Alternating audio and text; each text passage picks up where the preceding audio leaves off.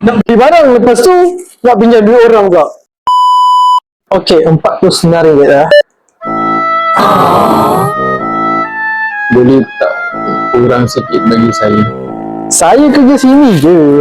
Macam mana saya nak bagi murah? Awak kawan. Macam tu awak boleh bagi saya pinjam RM30 tak? Awak cakap apa? Saya kerja je. Minta maaf kan.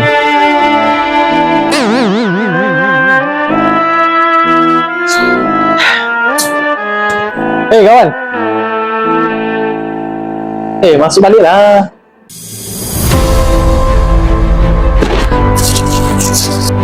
Ni ambil kat mana?